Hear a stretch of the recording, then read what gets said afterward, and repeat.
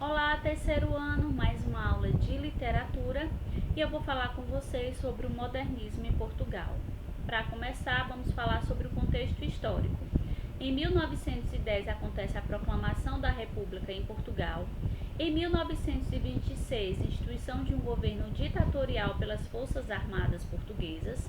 Em 1974, o Estado Novo é derrubado pela Revolução dos Cravos. A primeira geração do modernismo português acontece em 1915 com a publicação da revista Orfeu, por isso é conhecido por geração de Orfeu.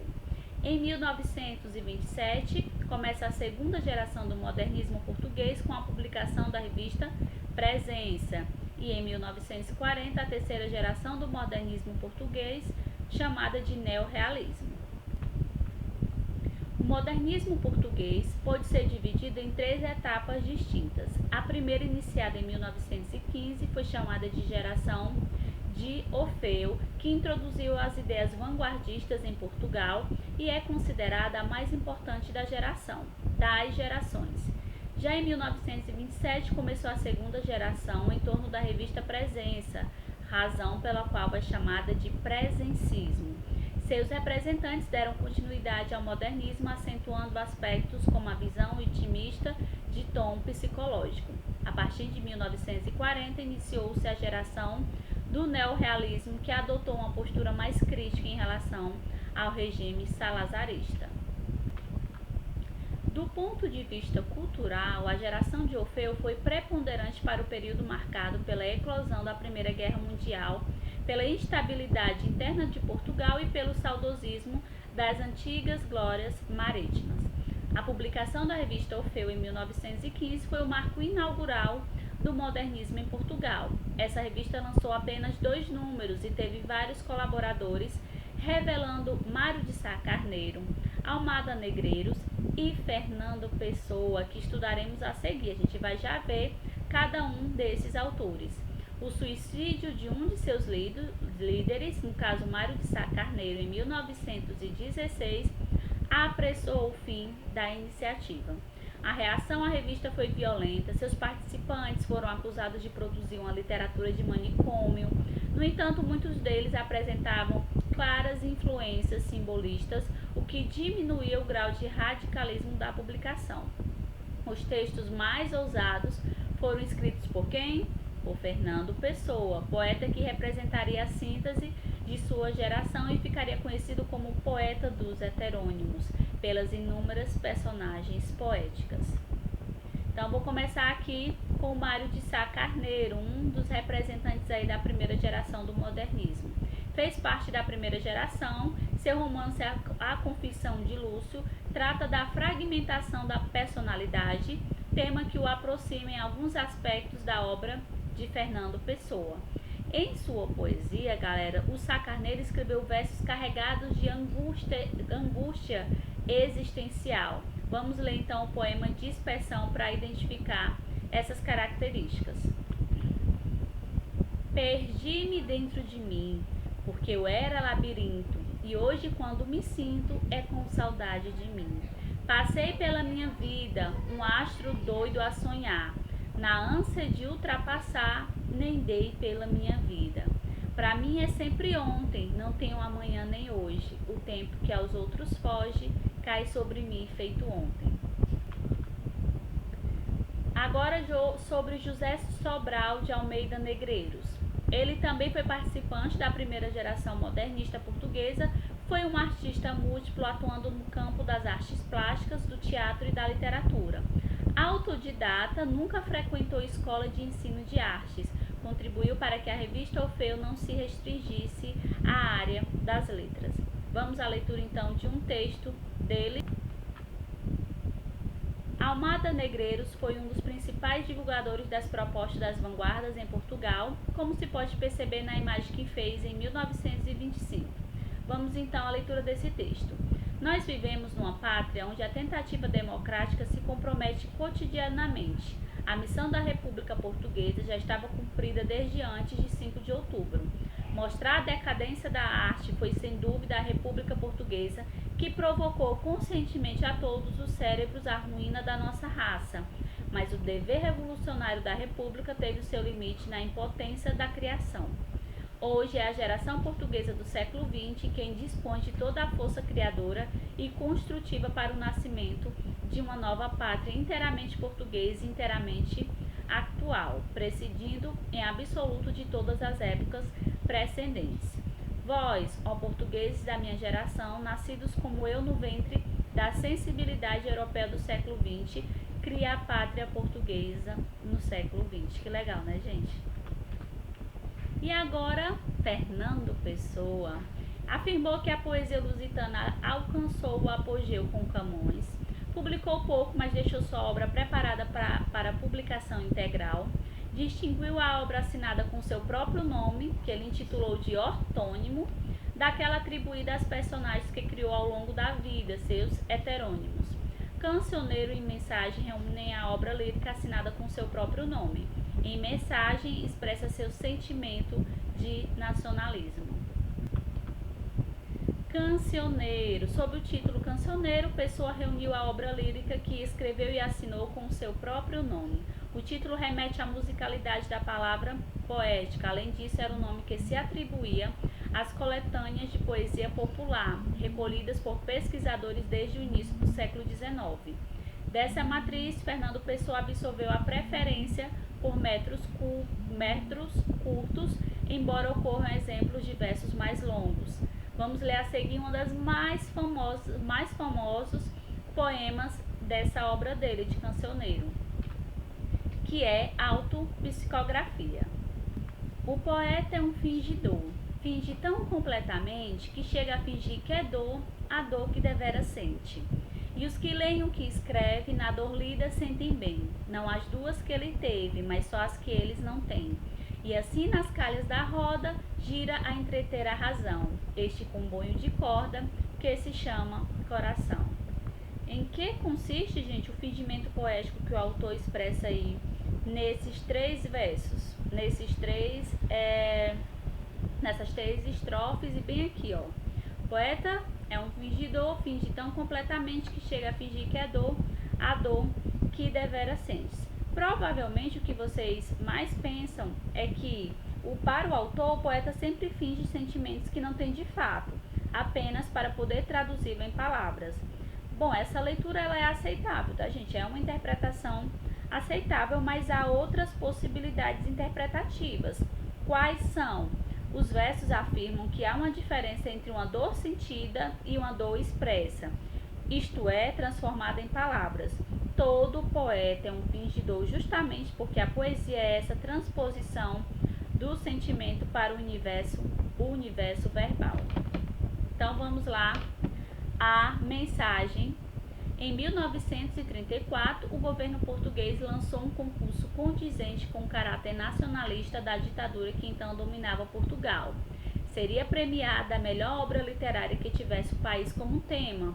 Fernando Pessoa participou com a obra Portugal, que depois teve seu nome mudado para Mensagem. Então, Mensagem aí é uma das obras, né, de Fernando Pessoa mais importante, uma das mais importantes obras de Fernando Pessoa. Ele não venceu por não ter obedecido a alguns dos requisitos definidos pelas regras, mas a superioridade de seu trabalho foi reconhecida pelo júri, que lhe concedeu uma mensagem honrosa. Nessa obra, uma das mais importantes de toda a literatura portuguesa, como eu já mencionei, Fernando Pessoa expressa seu profundo nacionalismo. Trata das navegações, da ligação profunda entre os portugueses e o mar, do desaparecimento misterioso de D. Sebastião e da vocação do povo para superar obstáculos. Nós vamos ler um pouquinho já dessa obra. O poema é construído com base em uma personificação da Europa, na qual Portugal ocuparia um espaço muito importante. Seria o rosto do continente, a partir do qual este observa o Ocidente. Trata-se de uma referência à história portuguesa de desbravamento marítimo. O olhar do rosto português, definido como esfíngico, enigmático, obscuro, incerto e fatal, inevitável. Isso significa que o destino de grandeza e de conquista do povo português, embora arriscado, teria de ser cumprido. Vamos à leitura desse texto? Bom, a leitura jaz posta nos cotovelos, de oriente a ocidente jaz fitando, e todam-lhe românticos cabelos, olhos gregos lembrando. O cotovelo esquerdo é recuado, o direito é em ângulo disposto. Aquele diz Itália, onde é pousado. Este diz Inglaterra, onde é afastado. A mão sustenta e que se apoia ao rosto. Fita com olhar esfíngico e fatal, o ocidente, futuro do passado, o rosto com que fita é Portugal.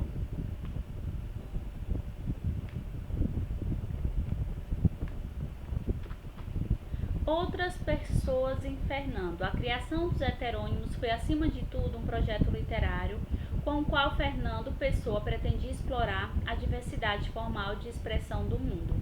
Das dezenas de heterônimos que criou ao longo da vida, os principais são Alberto Caeiro, Ricardo Reis e Álvaro de Campos. Vamos falar sobre ele agora? A heteronímia em Fernando Pessoa era uma forma essencial de expressão. Então vamos ler o que ele escreveu a respeito disso. Esta tendência não passou com a infância, desenvolveu-se na adolescência, radicou-se com o crescimento dela, tornou-se finalmente a forma natural do meu espírito. Hoje já não tenho personalidade. Quanto em mim haja de humano, eu dividi entre os autores vários de cuja obra tenho sido executor. Sou hoje o ponto de reunião de uma pequena humanidade só minha. A criação de heterônimos, turma, foi acima de tudo um projeto literário com o qual Fernando Pessoa pretendeu explorar a diversidade formal de expressão no mundo. O escritor criou dezenas de heterônimos ao longo de sua vida. Vamos ao primeiro dele, que foi Alberto Caeiro. Foi um homem simples do campo, o personagem, o heterônimo. Principal obra é O Guardador de Rebanhos. Natureza como tema principal. Valorização do contato com a natureza e preferência por versos brancos e livres. Veja o exemplo. Eu vou ler só um trechinho, tá certo? No dia excessivamente nítido, dia em que dava vontade de ter trabalhado muito, para nele não trabalhar nada. Entrevi como uma estrada por entre as árvores, o que talvez seja o grande segredo, aquele grande mistério de que os poetas falsos falam. Vi que não há natureza, que a natureza não existe, que há montes, vales, planícies, que há árvores, flores, ervas, que há rios e pedras, mas que não há um todo a que isso pertence, que um conjunto real e verdadeiro é uma doença das nossas ideias. A natureza é a parte sem um todo, isto é talvez o tal mistério de que falam. Foi isto que, sem pensar nem parar, acertei que devia ser a verdade, que todos andam a achar e que não acham, e que só eu, porque a não fui achar, achei. Eu disse que ia ler só um trechinho, mas eu gosto tanto desse texto que acabei lendo todo. Vamos então ao próximo heterônimo, Ricardo Reis. Considera a natureza como fonte de símbolos a ser apreendidos pela razão. Linguagem erudita e formal e valorização do momento presente. Veja aqui um trechinho da poesia de Ricardo Reis. Antes disso, uma informação. A poesia de Ricardo Reis revela uma grande preocupação com a vivência do momento presente. Ele é movido pelo desejo de aproveitar plenamente as potencialidades do indivíduo, sem procurar expandi-las para além das possibilidades humanas. Vamos ler então esse trecho. Para ser grande, ser inteiro, nada. Teu exagero exclui, ser todo em cada coisa. Põe quanto és, no mínimo que fazes. Assim, em cada lago a lua toda brilha, porque alta vive. Nesse trecho aí, gente, ele compara a lua com o humano, com a espécie humana.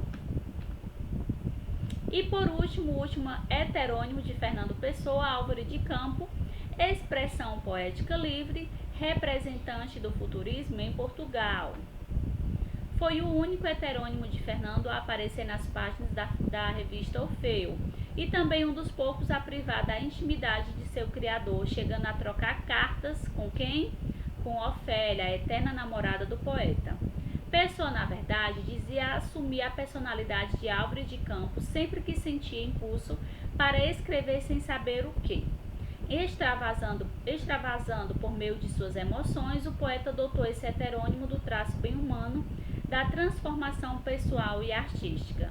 Depois de um início de carreira no qual obedecia a regras formais de composição, Campos mudou seu estilo radicalmente, segundo ele, após um contato com a obra de Alberto Caeiro. Desde então, sua expressão poética se tornou mais livre, manifestando um radical entusiasmo pela civilização e pela modernidade, o que faz dele um dos maiores representantes do futurismo em Portugal. Posteriormente, o entusiasmo diminuiu e o poeta se entregou a uma poesia mais pessimista e melancólica. Agora vocês vão ver um outro texto, tudo isso tem no material de apoio de vocês. Então a gente vai ver outro texto agora do Álvaro de Campos, né, da personalidade de Álvaro de Campos, e a gente vai poder identificar o futurismo, tá? Essa vanguarda europeia num trecho de sua obra, num trecho do seu texto.